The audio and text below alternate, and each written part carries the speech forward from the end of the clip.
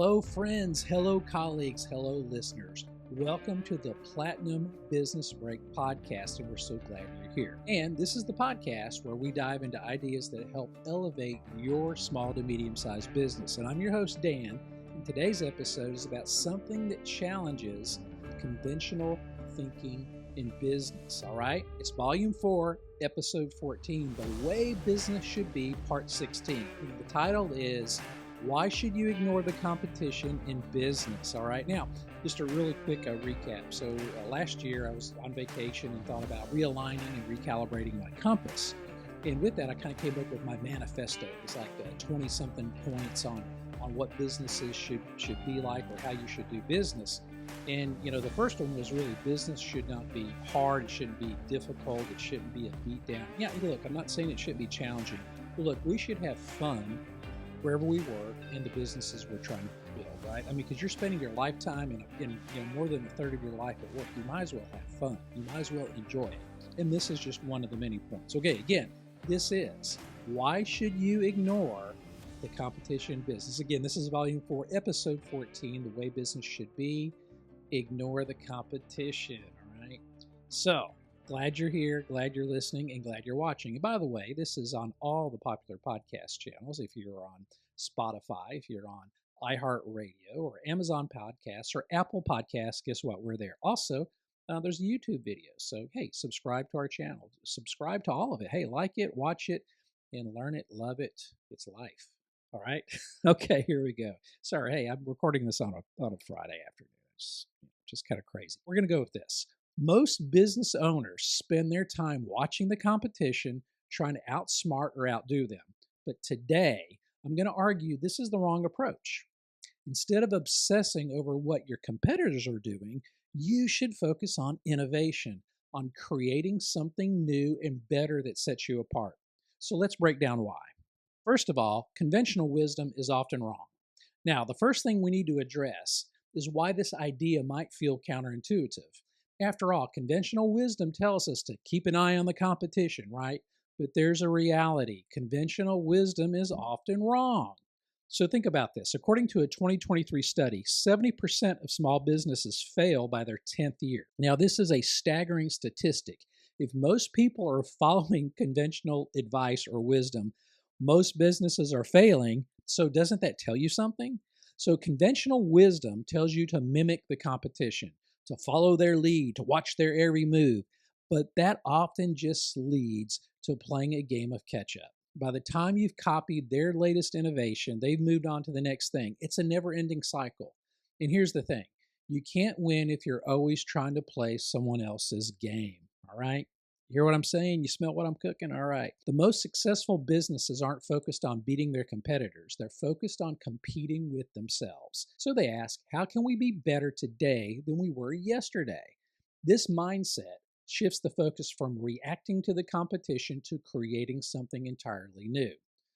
And my favorite, take Apple, for example. When Steve Jobs returned to the company in the late 90s, he wasn't interested in what Dell or IBM were doing. He focused on innovation, on creating products that no one else had imagined. So what was the result? Apple's revenue went from $8 billion in 2000 to over $260 billion by 2023, doing what others are doing slightly better. It's about doing something completely different. When you focus on innovation, you stop worrying about what others are doing because you're too busy building something unique. So let's look at the data. Let's look at the stats. According to a report by McKinsey, companies that prioritize innovation grow 3 times faster than their competition. Wow, think about that.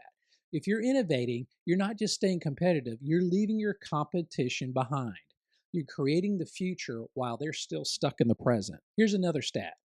Businesses that invest in research and development, or R&D, outperform those who don't by 50% over the long term. And it's no coincidence that companies that are winning, like Amazon, Tesla, and even Google, are all innovation driven. They don't waste time chasing trends or trying to copy the competition. They create the trends. And this isn't just for the tech giants. Small and medium-sized businesses can thrive with this approach too. Take Warby Parker, for instance. Instead of copying traditional eyewear companies like Luxottica, they innovated. with direct-to-consumer model offering stylish, affordable glasses online. In just a few years, Warby Parker grew into a $1 billion company by doing things differently, not by following the herd. So why does copying the competition usually fail? Well, for one, it puts you in a reactive mindset. You're always playing catch up and always behind. By the time you launch your version of what the competition is doing, the market has moved on, and now you're seen as a follower, not a leader. Here's another example, Blockbuster Video. Now, you guys remember them, right? Well, if you're older, you do. Blockbuster famously ignored innovation and tried to mimic Netflix's DVD by mail service. But by the time they caught on, Netflix was already transitioning into streaming. Blockbuster was playing the wrong game, and we all know how that ended. Blockbuster had the opportunity to buy Netflix at one point, and they went, nah, people are always going to come to stores to rent videos. So again, you see how that ended. Meanwhile, companies like Netflix, which focused on pioneering new technologies and models and original content, not only survived, they thrived. In fact, as of 2023, Netflix boasts over 238 million subscribers worldwide. The lesson? Copying doesn't build long-term success. Innovation does. So, how can we stay ahead of the competition? By focusing on innovation instead of imitation. So, here's some best practices that can help. So, number one, embrace a culture of experimentation. Innovation thrives in environments where failure is seen as a learning opportunity, not a disaster or a punishment. Encourage your team to experiment with new ideas, new processes, and new products. Google's famous 20% time allowed employees to spend 20% of their time on passion projects, which led to the creation of Gmail, Google Maps, and other innovations. Number two, invest in R&D or research and development. Don't be afraid to invest in research and development. Innovation isn't just about having a good idea, it's about developing that idea and bringing it to life. According to a report from PwC, the top 10 most innovative companies in the world collectively spend over $70 billion a year on research. So if you want to stay ahead, you need to put your money behind those ideas. Number three, stay customer-centric. While it's important to innovate, your innovations need to be grounded in what your customers actually want or might actually want. Ask yourself, how can you solve a problem that my customers will face? How can I make their lives easier? That's the kind of innovation that wins. Think of Airbnb, which identified a problem, expensive and personal hotel stays, and innovated a peer-to-peer solution that now dominates the travel industry. More and more people I know are booking Airbnbs over hotels. Number four, leverage technology. In today's world, technology drives innovation. AI, automation, and data analytics are changing the way business operates. By leveraging these tools, you can out-innovate your competitors. Now let's look at Tesla.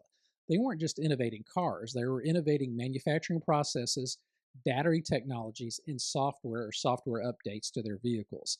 This allowed them to completely redefine the auto industry. All right, last one, number five.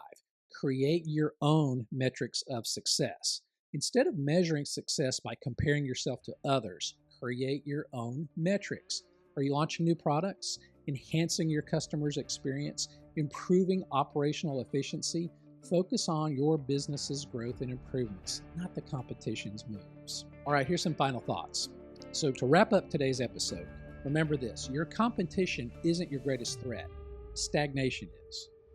Focusing on the competition is a surefire way to fall into the trap, but focusing on innovation is what keeps you ahead. Innovation is the ultimate competitive advantage. It allows you to play by your own rules, redefine your industry, and create unique value that others can't replicate. And when you do that, you stop worrying about the competition because, frankly, they're the ones worrying about you. Now, wouldn't that be a great place to be in? Hey, so that's it. That's all I got. This is kind of a short episode, so I hope you enjoyed it. So thank you for tuning into the Platinum Business Break podcast. If you enjoyed today's episode, please subscribe and share it with a friend who might benefit from this message. Also, check out our website for more resources, and you can go to our platinumbusinessconsulting.com, which, by the way, this episode is sponsored by. We have blog posts and a lot of information that can help your business. So until next time, remember, success isn't about outdoing others. It's about outdoing yourself. All right. See you next time on the Platinum Platinum Business Break Podcast. Bye.